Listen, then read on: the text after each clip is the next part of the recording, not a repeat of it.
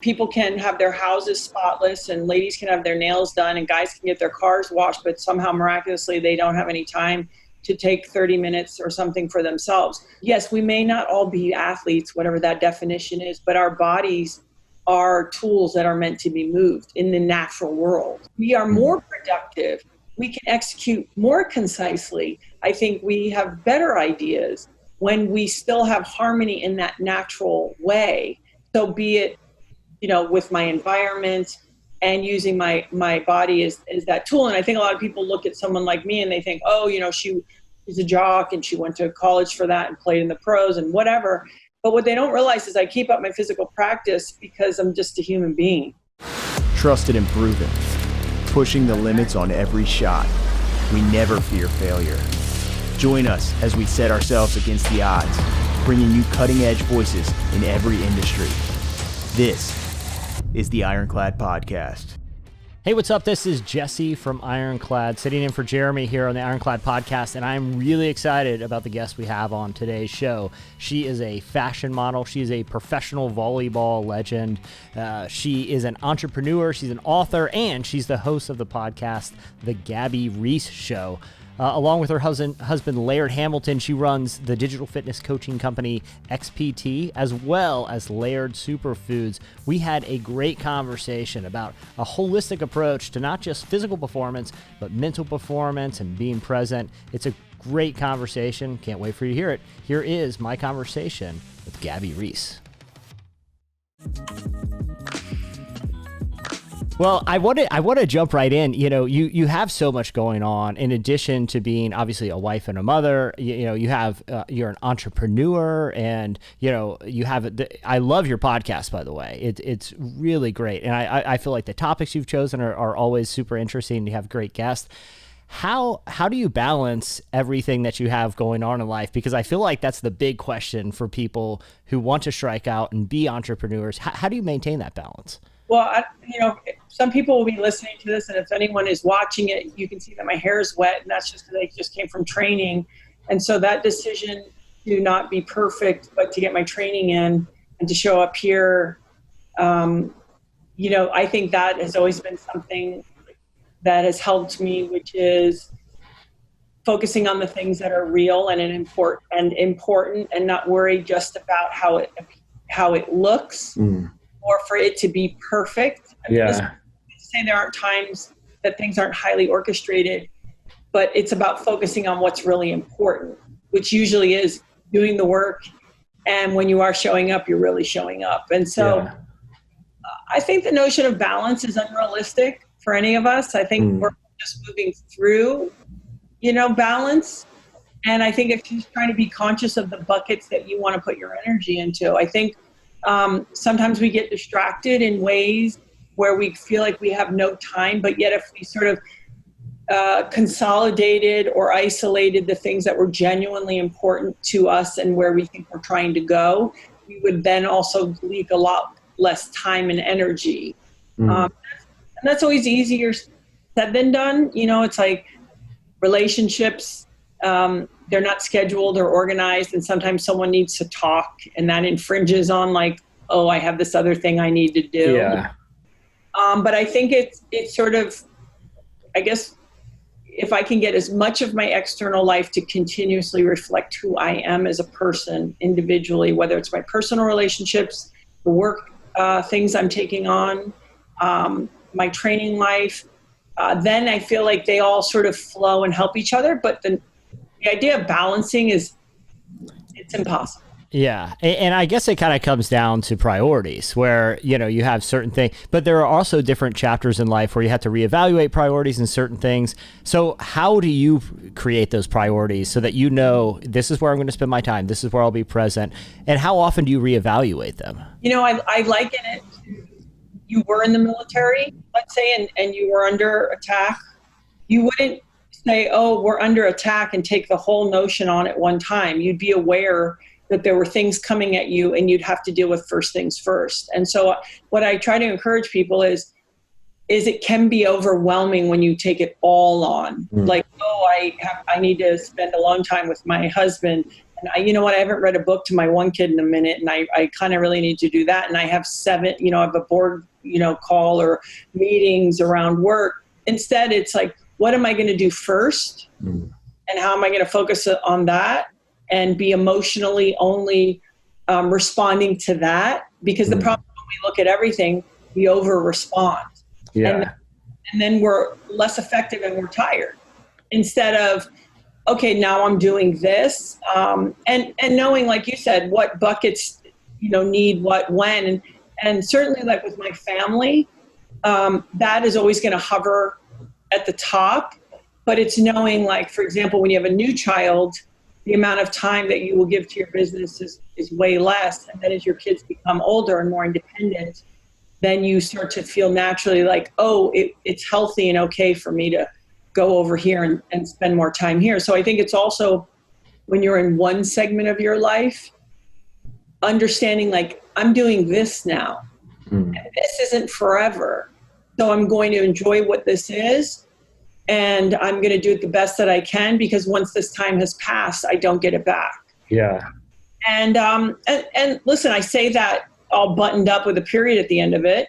Doesn't mean when I'm in the middle of it, just as a person or a female, it's very easy to also get lost in the other roles. Like, oh, I'm Laird's wife and I'm all my girls' daughters, and what about me? And will I be able to express myself again in the future? And I think it's just really natural. But it's an everyday inventory, right? I check in like, well, how am I feeling and why am I feeling that way? And am I not verbalizing something, or is this based on my fears versus, something else? But it's about, being clear about what needs your attention when. If I'm thinking about next Thursday before I've spoken with you, it's sort of ineffective. Yeah. Hey, how do you stay present? Because that's always the struggle, like for me and a lot of people I know who have a lot going on, it's sort of, we're kind of in this era of like hustle where everyone, which is great, but sometimes it's hard to stay present. Do you have things that you do to make sure that when you're in a certain place, your mind isn't in another? Yeah. I mean, listen, I'll be honest with you. I think being cultivated from sports, you have to sort of, for us, it was like, okay, point by point. And so there was a good training there in that kind of focus. And then, I try really hard, like when someone is speaking to me, that I put everything to the side. Or like when, let's say you're dealing with something at work, there's a mini fire and one of your kids comes up. What I've also learned is what you're feeling is really important. Can you give me 1 minute? I need to finish this up and instead of trying to do both. Yeah. So you're acknowledging them, but you're also saying, I need to finish. I need to wrap this up. Yeah. No one's bleeding right now. Right. Yeah. I think the other thing that has helped me is I actually live, my husband is very present. And so there's been sort of this silent expectation for like over 23 years that like we're going to show up. And it's, the other about being distracted, it's an impulse. So it's having, the strength of mind to start to recognize when the impulse takes over. Yeah. Hey, this is starting to become a habit. I need to figure out systems to put in place, like anything. How do I exercise better? How do I eat better? It's all about systems in place that then you practice. Yeah. Kids walk up, I put my phone, I'll literally turn it upside down and put it down. What is and just try to do that. But listen, it's a constant, exercise. Yeah. But if you let your mind run away with you and you don't get on that, or you let that impulse run your life, I think that then all of a sudden we're led by the nose everywhere we're going, instead of taking a moment and saying, okay, in this time today, for example, this morning, what is it that I would like to accomplish? How can I do that? And what things will keep me? What hurdles are there? And like do it that way, so that at least you're sort of, really taking a look at things and not just walking around reacting and led around because you look up from your device and something's coming at you. And I feel like the other factor too in this is just stress. It's like the natural human reaction when you kind of start thinking about everything you have to do. How do you keep that in check personally? That element of like you said, some of it's kind of fear based. Like, oh, if I don't respond to this, then I might not do this, and you start fighting battles in your head that you may never actually face. So how do you personally balance that stress? I just notice when it gets too high, I'm like, what the hell am I really responding to? Yeah. And instead of just going like, oh, that's how life is, sort of saying, I'm way too close to an edge that doesn't exist. Why am I behaving in a way that's like completely unnecessary? And in the end, it's ineffective. So again, my training life is about discipline. And half of why I do that is just to continue to have places in my life that I'm exercising discipline so that when things are happening in my everyday life, I can respond better, which would also, to your point about stress, and also we get addicted to stress, right? We get like, oh, I have so much to do and I'm so busy and like my life is so important. It's like, hey, that doesn't make you more important or more productive or more busy. It just makes you like kind of spastic and all over the place. Yeah. And I think, again, it's about going, what do I really need to focus on? What's really happening right now? But then every once in a while, like something feels overwhelming and it's having the right person or people to go to and go, hey, you know what?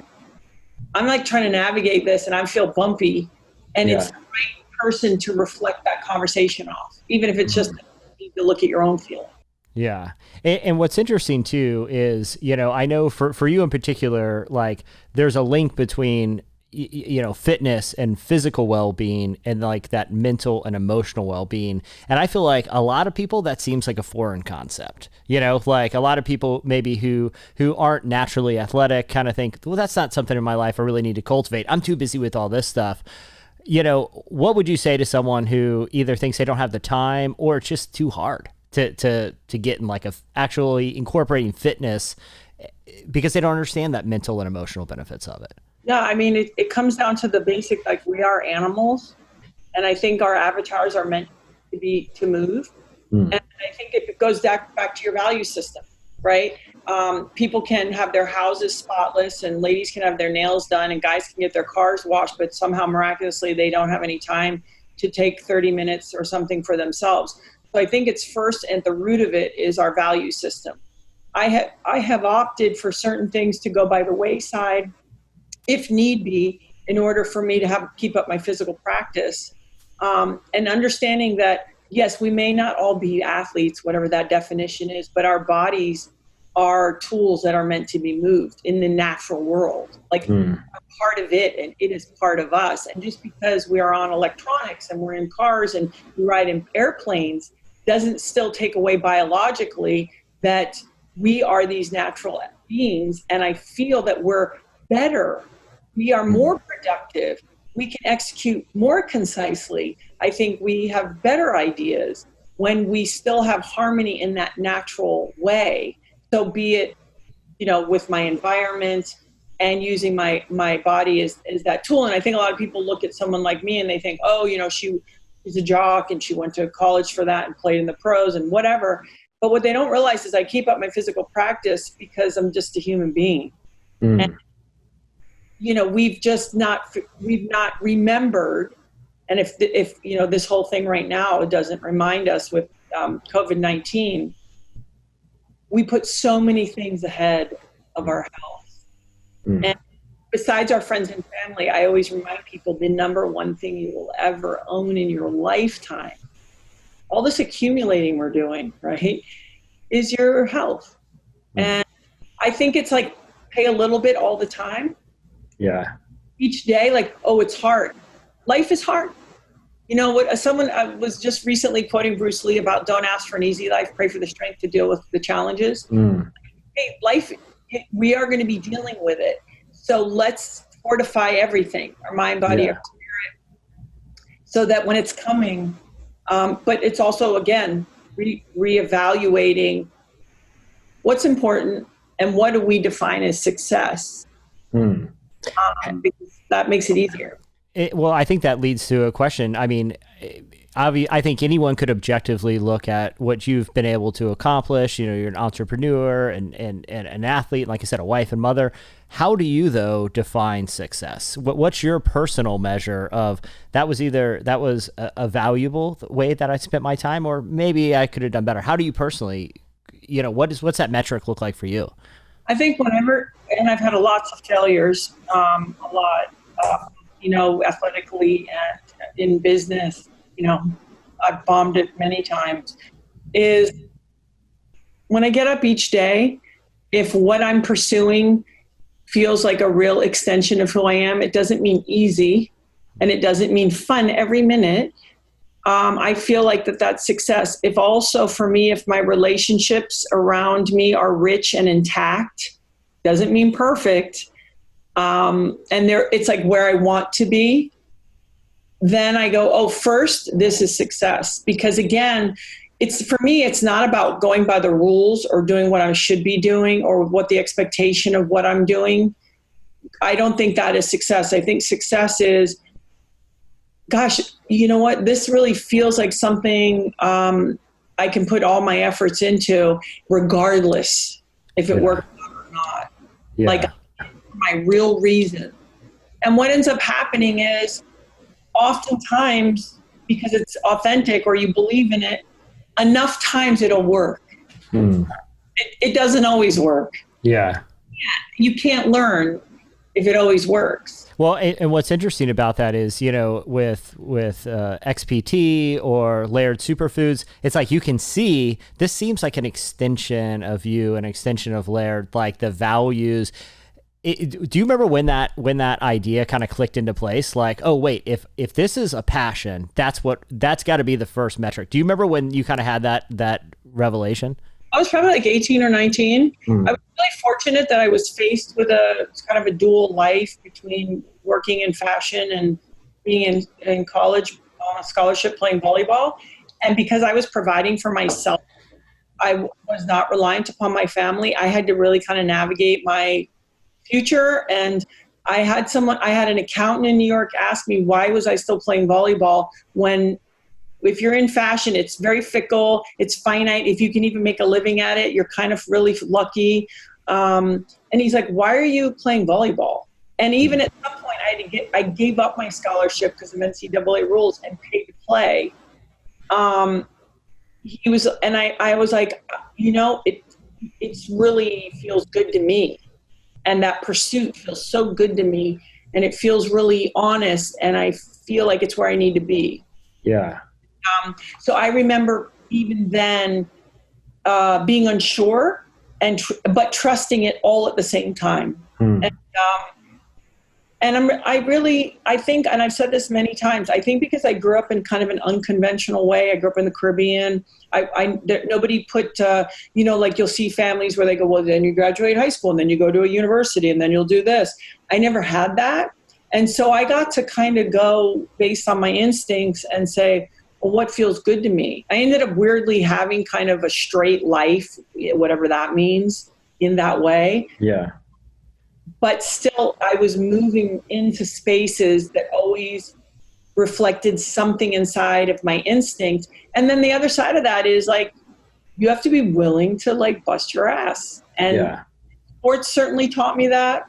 And then, you know, working at an early age of like, even when it's great and perfect and lined up,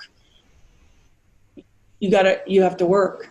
And just never being surprised that that's part of the equation. Do you remember, because it's interesting too, because at some point that kind of got married to this idea of like entrepreneurism, where it's like, not just I'm going to make my own way, but it's like, I'm going to start my own thing. When did that kind of come into play of like actually, you know, starting businesses and, you know, like the podcast, like when did that kind of like, oh, I kind of want to be an entrepreneur. When did that kick in? You know, I think in your 20s, like I was playing ball and like you're kind of hyper-focused with your training and stuff. So you almost don't have bandwidth to be like, oh, what other things? However, I was on such a small sport that I always had to be aware of like the hustle, I call it. So I was doing television and writing early in my 20s, right when I turned pro, because I was well aware that beach volleyball as a platform was too small to support kind of some of my bigger things I wanted to explore.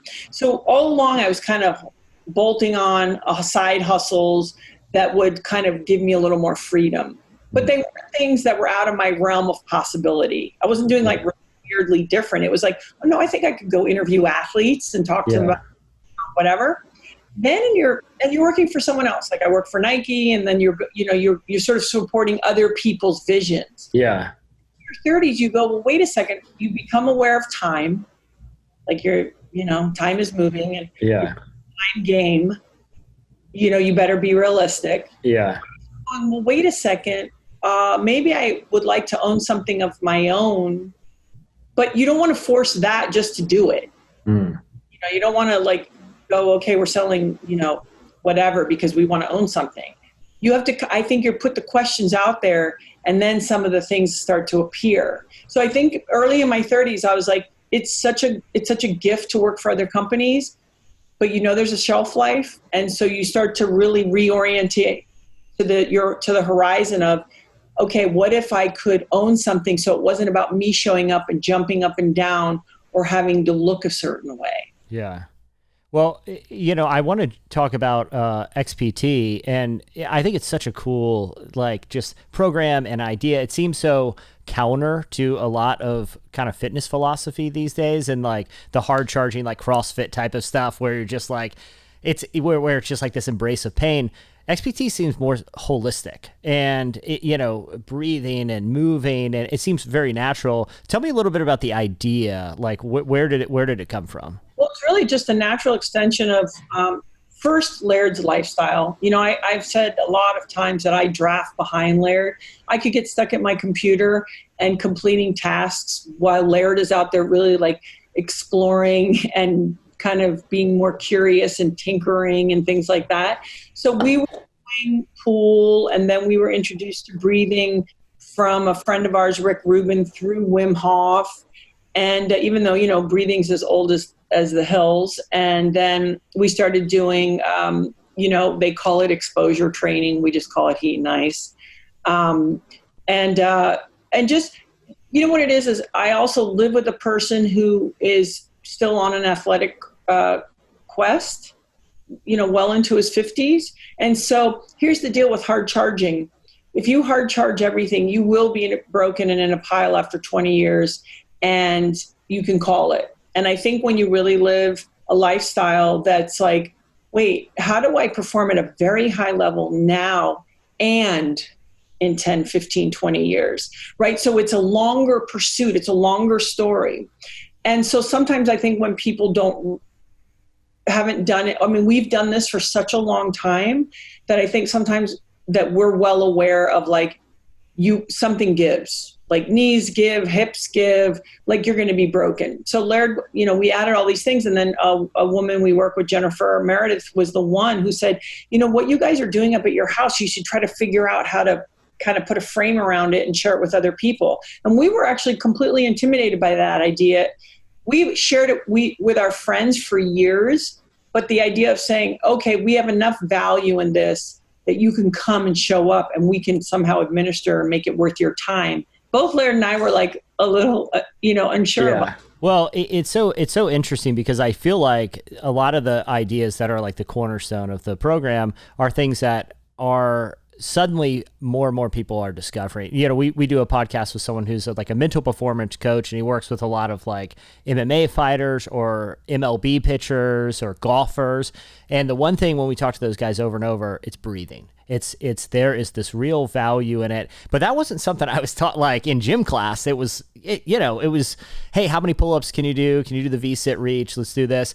For someone that, doesn't really know, what is the benefits of these kind of disciplines and exercises when it comes to breathing in particular? Well, how would you explain it to them? So the fundamentals of XPT are breathe, move, and recover. Now, if breathing, we say you can go, 30. Well, you can go many days without food. It's been proven. People who've lived off sunlight and boiled water for 300 days, whatever.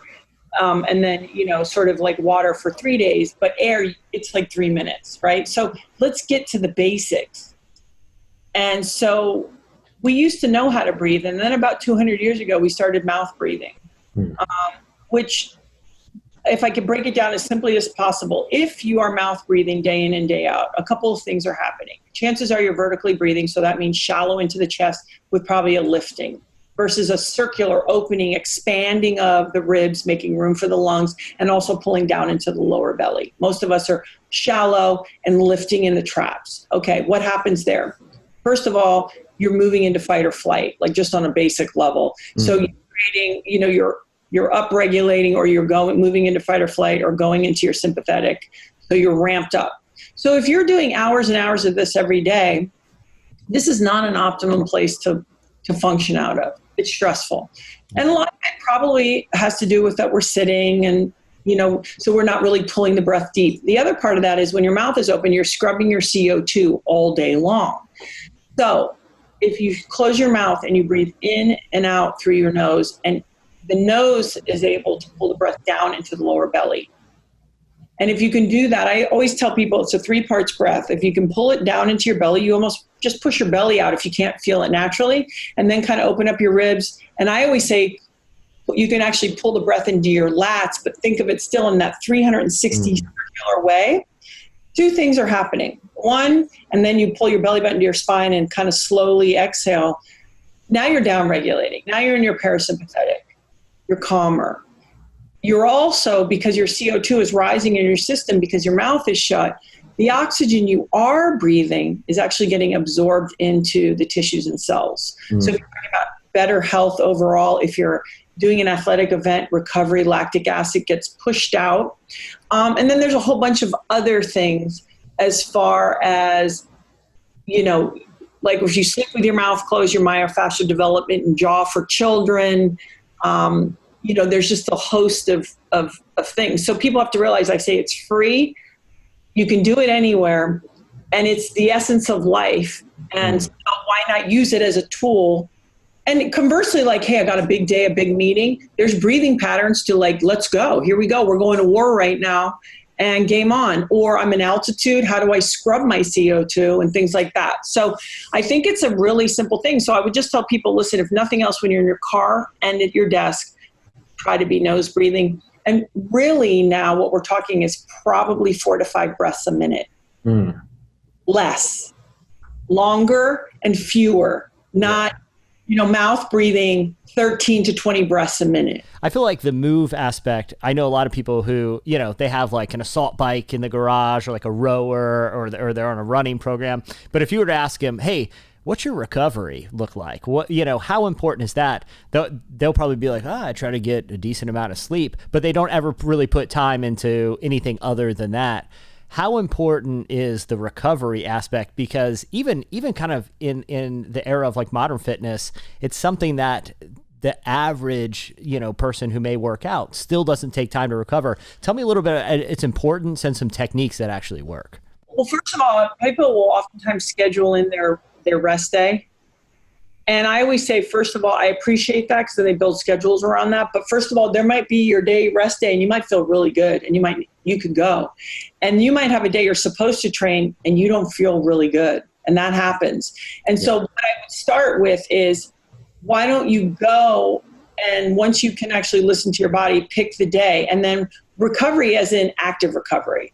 So can you get in a sauna? Can you swim around in a pool? Can you foam roll? Can you stretch? So it's not just, Sundays I take off and I sit on the couch. But jump-starting and accelerating the recovery, because then, one, you'll be able to work harder later and continue to get those gains that you're looking for, but hopefully avoid maybe certain injuries or things later. So I always tell people, if they have access to the sauna warmth, that's number one. Even over the, long after the ice, okay? The other thing with ice is don't put ice right after heavy lifting. Push ice away, make it separate. Because if you're banging iron to make these gains of strength and size, you can, inhibit that process if you throw ice right after. So keep that out. Heat's number one. The amount of benefits from heat is off the charts. Heat shock proteins, cognitive function. I mean, it goes on and on. Yeah. Okay, that's one, if they can. If they can't, hot tub, whatever. I think the notion of a guy like Kelly Starrett or Joe Miller, like Yoga Tune-Up, self-mobilization and care, I think that can keep us backed out of a lot of injuries. It's boring. It's unsexy. I don't like doing it. I'm bad at doing it. But I notice the difference when I do. How, my brother actually, he went all in on the sauna deal, and he got one in his garage, and he'll listen to like mental performance kind of exercises while he's in there. For you, especially during the recovery phase, because for me, when I'm in the move phase, I'm putting a podcast in or something just to kind of get me through it. But in the recovery, I still don't really have like a rhythm where I feel like I'm letting my mind sort of recover. You know what I mean? Like some people get in that kind of meditative. Do you feel like that's part of it? Or is it just like, no, just be disciplined, kind of get through the exercise? Or do you feel like there is like a mental aspect to the recovery process? I don't think it's about, I think our electronics and also holding our feelings in and things like that grind our brains harder than like, hey, listen, if you're doing recovery and you want to listen to a podcast that you enjoy and it gives you that thing for yourself, I'm all about it. I'd be more interested in getting to bed early for your full recovery, but also you can use the breath in a real way. So, when people go, I can't meditate, I can't concentrate, perfect. Do breathing exercises for 10 minutes. You can count the breaths. You can go 7 inhale. You can do box breathing, do 7s all the way around. So even though you think, oh, I'm being distracted, it's still a way to take a mental break. So what I really is so important for me, and I know for Laird and everyone at XPT, is you and I are so similar, but yet we're different. So where can I honor you and where you're at, wherever that is in this moment in your life, based on your family situation, your work situation, what season is it, what age are you, whatever, and say, hey, listen, what's supporting you? And if you say to me, hey, listen, when I do my stretches, I really get a kick out of like listening to a podcast, then I think that's okay. I think just taking a break and also, electronics right before bed, all that, I think it does fry us after a while. Yeah. And also like trying to juggle 75 things all at once, all the time. I think that is the hardest on our brains. And so I think that's really important. But like forced meditation, right? It's like ridiculous. Yeah. Yeah, exactly. You don't feel like, but sometimes you're in the mood. You're like, yo, I just want to chill and do this thing. But to be like, okay, in 3 minutes, I'm going to start my meditative practice. It's like, okay, well, we've lost the plot already.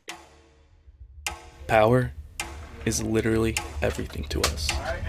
When you're a professional traveling as much as we do, we can't sacrifice on power to get the perfect shot. The last thing you want to be worried about is your battery. We're very selective with the brands that we trust. Not sure if we're going to have a charging station, but we have an entire drawer full of core batteries. Knowing that we have power that we can trust when we're out here on the road, it makes all the difference. Power is something that's easy to take for granted until it fails. You risk losing your data, you risk losing the stuff that you just worked so hard on. Without proper power, our equipment, no matter how great the technology, are paperweights. Just wrapped our shoot in the Philippines, tested them in the elements, the heat, the wind, the rain. Usually when it's really cold, power gets zapped like that. It's freezing out here, and this power's been holding all day. We rely on powering products that are designed to meet our rigorous demands, so we never miss a moment. So we have the primes, we have the minis, different power solutions for different power needs. They last forever. We got a visibility on how long we have on them. Intelligent Power and air travel certified. To charge our phones and charge our devices. There are some cool things Core has in the works. Stay tuned for the Helix.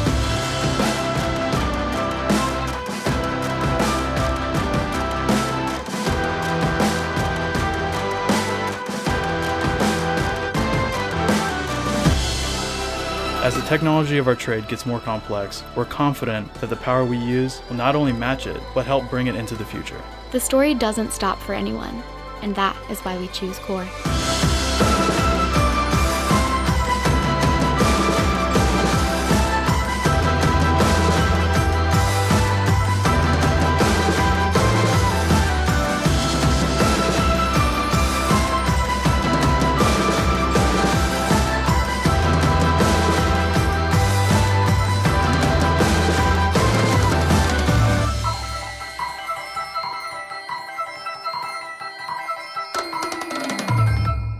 Well, Gabby, I want to pivot to a part of the show where it's kind of lightning roundish, where we ask the guest, some real practical advice about just life and business and success. And so I want to ask first, what is the best advice that you've ever received? Well, I had a coach tell me, one was like, make the best decisions that you think for the situation, because then, at least you'll be happy, because it's impossible to make everybody happy. And I would always remind people, and this is an aside, you just can't take anything personal. Well, if you could go back 20 years and tell yourself one thing, what would it be? I think it would be that when you felt the first inclination of a situation not being right, or a dynamic with a person, there's an expression, when someone tells you who they are, believe them, to just pull the cord, because eventually you're going to be like, oh, this isn't going to work, or it isn't working. And so I get to that much quicker now. That's good.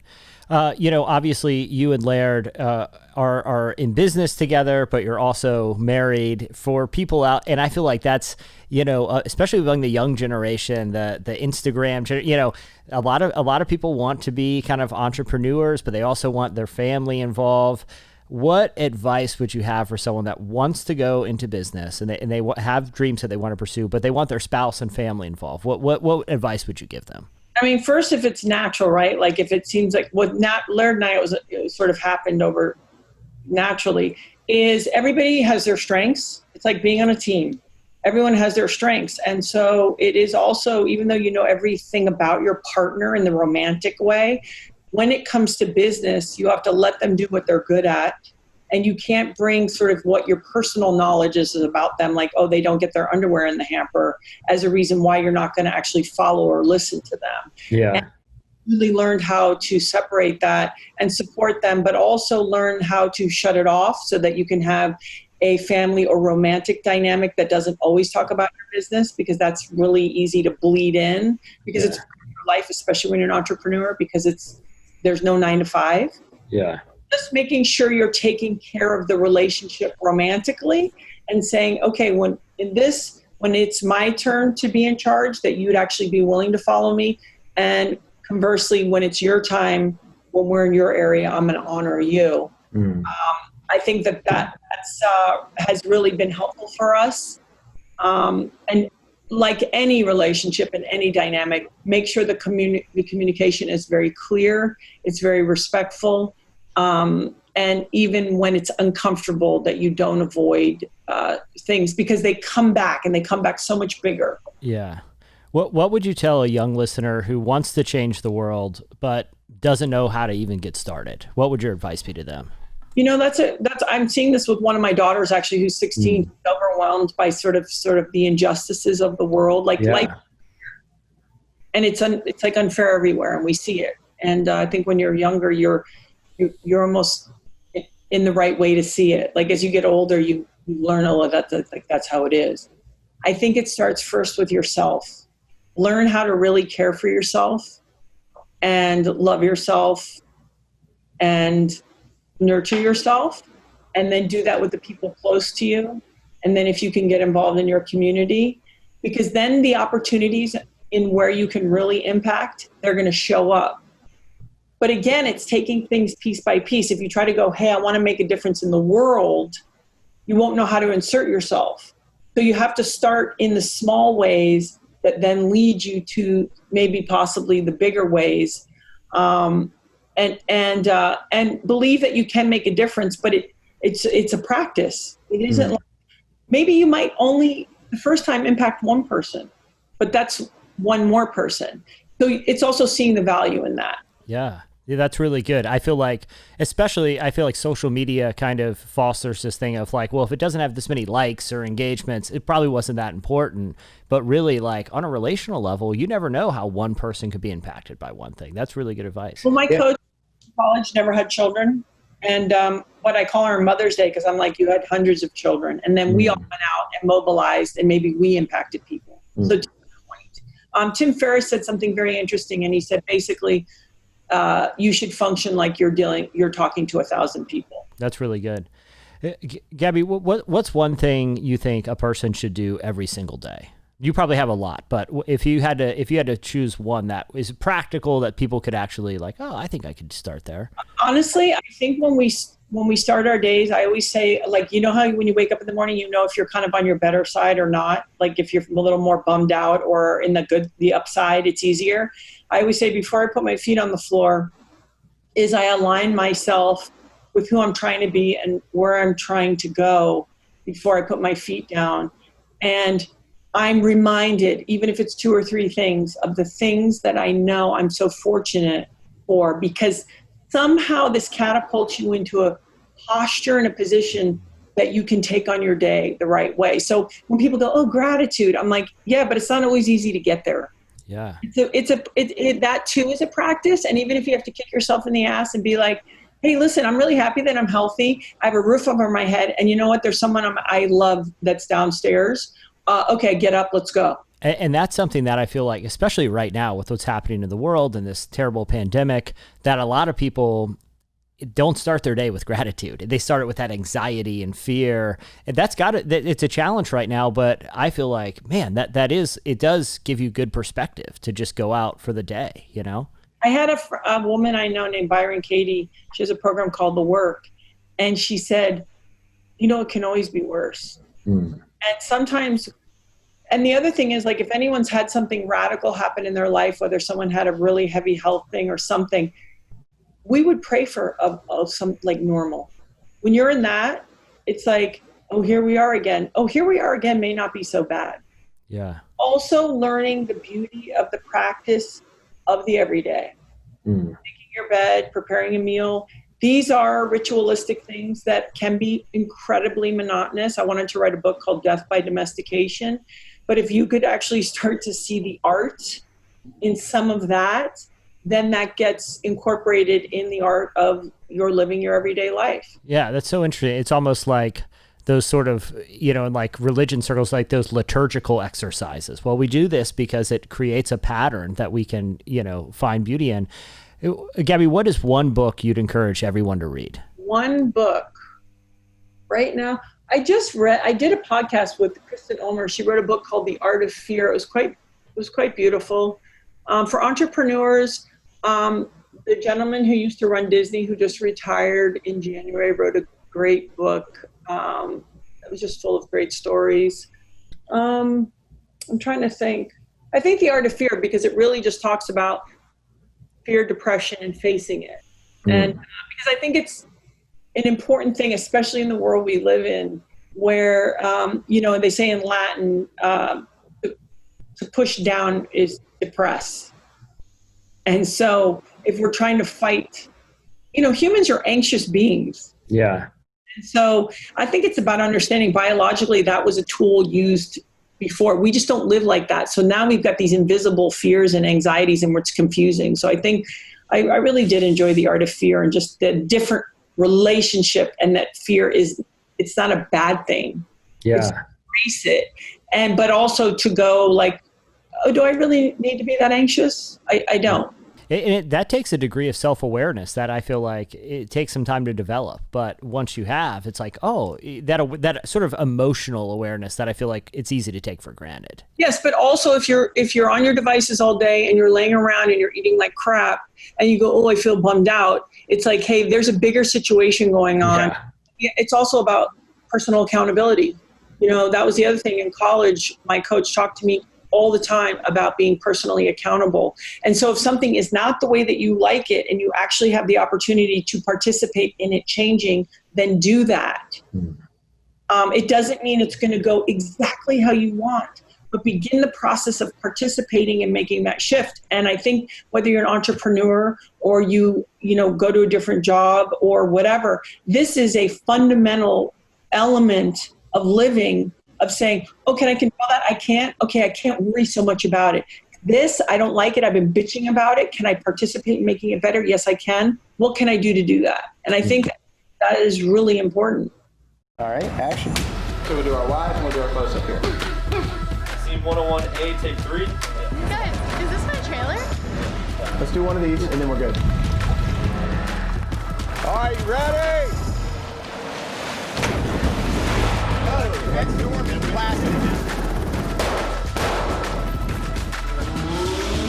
That sun comes out for real right there. That's worth the fight. 3, 2, 1. Gabby, we like to end most podcasts by asking hosts to issue listeners a 1-week challenge. And you know, it's a little different than like the daily habits, but something where it might not be sustainable long term. But for 1 week, if you did this, it could really make an impact. If you had to issue listeners a 1-week challenge to get some perspective, what would that be? Right now, it would be like a 2 that would live together. One would be to nose breathe in and out, catch yourself. If you can, just go, I got to close my, unless you're running on a track, somehow you found a track that you can legally go on to. Yeah.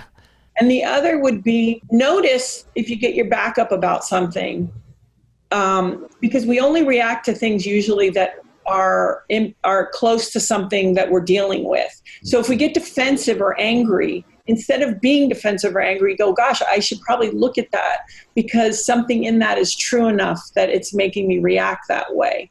So because you're in close quarters, that's why I'm bringing that one up, is your partner or a kid or somebody says something to you that you kind of get like, I don't do that or whatever. Instead of doing that, see if you can be like, well, let me take a look at that. And try to see, because I think right now we are so close that, love and empathy for ourselves and the people we're around is super important. Yeah. And I think right now, if they could start there, even like if they have a knucklehead boss, right? Start there and work from there, because then you also waste a lot less energy. Well, Gabby, that's such great advice, and this was such a fun interview. I really appreciate you taking some time to talk, and man, I feel like I learned so much, and I'm going to be really cognizant of my breathing. Like now I'm like, I wonder how often I'm intentionally, not doing it correctly, but it's great advice. Like I said, I really appreciate you taking a little bit to chat with us today. Oh, well, thank you for having me, and I just hope that, people don't let their fear of failure get in their way of wanting to try something new. And I know, especially right now, it feels so daunting because there's so many unknowns. But the other thing I want to remind people is some really good ideas are going to come out of this. So if the more that they can get in touch with themselves and what they want to do, then they might be more locked and loaded because they've had this time to do that. So when things open up, they can go for it. All right, see, I told you, a fantastic interview. How many of you listening to that were doing breathing exercises while you're listening? I was doing the interview, and I was trying to breathe through my nose while I was doing it. Very, very cool interview. And hey, if you want more from Gabby Reece, be sure to check out her podcast, The Gabby Reece Show. You can also follow her on Instagram at Gabby Reece. And while you're over at Instagram, make sure to follow This Is Ironclad for all the latest. And be sure to check us out at thisisironclad.com. All right, we'll see you next time on the Ironclad Podcast.